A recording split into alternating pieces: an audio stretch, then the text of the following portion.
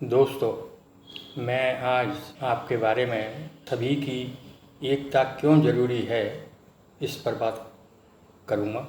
गांधी जी की हत्या के बाद राष्ट्रीय स्वयंसेवक संघ से प्रतिबंध इसलिए हटाया गया क्योंकि संघ ने आश्वासन दिया कि वह सिर्फ सामाजिक काम करेगा, वह राजनीतिक संगठन नहीं है। किंतु आज उसका चरित्र आम मेहनत कर जनता में उजागर है।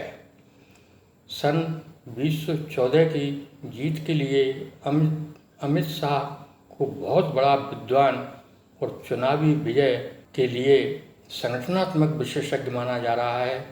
यह पूर्ण रूप से सही नहीं है। उनके ऊपर हत्या का मुकदमा चला, हमारी न्याय व्यवस्था में वह बरी हो गया। चुनावी विजय का पहला कारण आरएसएस और उसके सभी बच्चों को जाता है जिन्होंने बूथ स्तर पर प्रभावी भीड़ जुटाकर उसे सफल बनाया।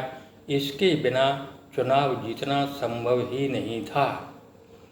दूसरा कारण वामपंथी पार्टियों में सक्रिय काम करने वालों की कमी रही।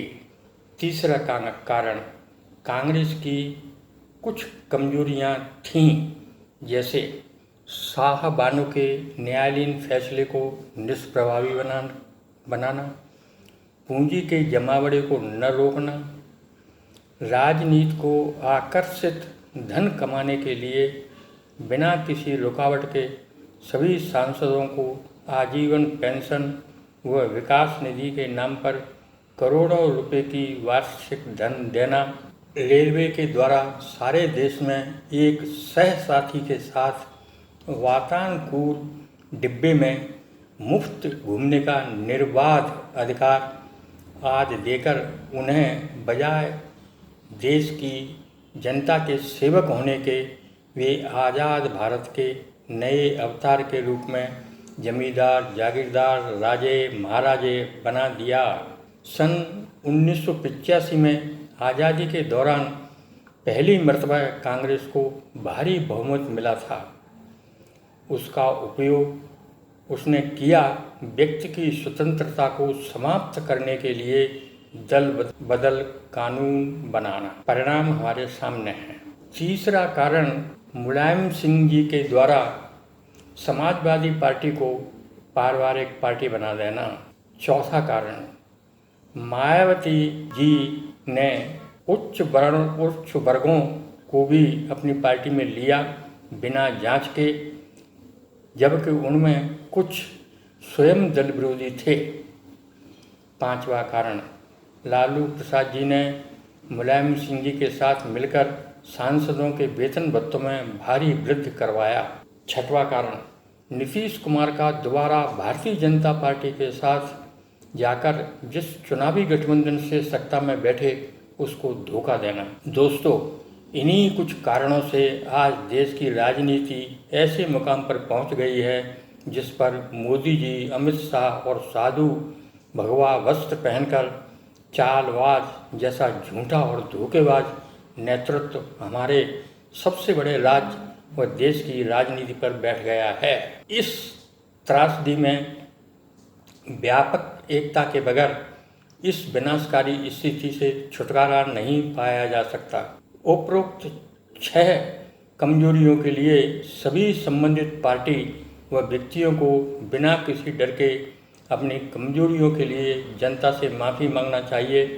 प्रधानमंत्री बनने के सपने छोड़कर लोकसभा के बहुमत से प्रधानमंत्री बनेगा, इसे स्वीकार कर इसी का प्रचार करना चाहिए। गलती को स्वीकार करने से डरने की ज़रूरत नहीं है। जिन गांधी जी का हम आदर करते हैं, हम उन्हें राष्ट्रपिता कहते हैं, उन्होंने स्वयं गलत आदतों को कभी जनता से छिपाया नहीं। इसीलिए हम आज उन पर और उनकी शिक्षाओं पर श्रद्धा रखते हैं। ऐसे ही हालात पार्टी के लिए प्रभावकारी हो सकते हैं और जनता पर विश्वास कीजिए, वह निश्चित ही आपकी गलतियों को माफ़ करेगी और हमारे एकता का प्रभावी असर जनता पर होगा। एकता के लिए सभी राजनीतिक पार्टियों के साथ लेना तो जरूरी है ही, लेकिन इस महामारी और श्री मोदी के षड्यंत्र व उनकी प्रचार मंडली के कारनामों ने आम जनता में उनके विरुद्ध पैदा हुई घृणा के कारण देश में कई महान भाव उभर कर हमारे सामने आए हैं, जो बिना किसी भय व प्रलोभन के देश व उसके संविधान को बचाने के लिए रोजाना प्रेरणा दे रहे हैं। उनको भी इस महागठबंधन में साथ लेने की आवश्यकता है। इसी व्यापक एकता से हम सब मिलकर व्याप्त मौजूदा गंदगी को नष्ट कर सकते हैं और उसे बदल भी सकते हैं। हमारे देश में दलित, मुस्लिम, ईसाई, कर्मचारियों व श्रमिकों की एकता बहुत बड़ी शक्ति है। इस पर हमें पूरा विश्वास है और इसी की आज आवश्यकता है और इसकी विजय निश्चित है। मोदी जी से मेरा हाथ जोड़कर निवेदन है कि यदि आप में थोड़ी सी भी शर्म बची है तो तत्काल इस्तीफा देकर देश की रक्षा करें। आप ही आपके बुद्धिहीन सर्कसी जानवरों से देश को बचा सकते हैं। जो रेल चलाना नहीं जानते वे देश नहीं चला सकते। आपने मेरी वीडियो देखकर उन्हें सब्सक्राइब किया, इसने मेरी बात आप तक पहुंचाने के लिए मेरे अंदर सोए हुए जोश को जगा दिया है। धन्यवाद।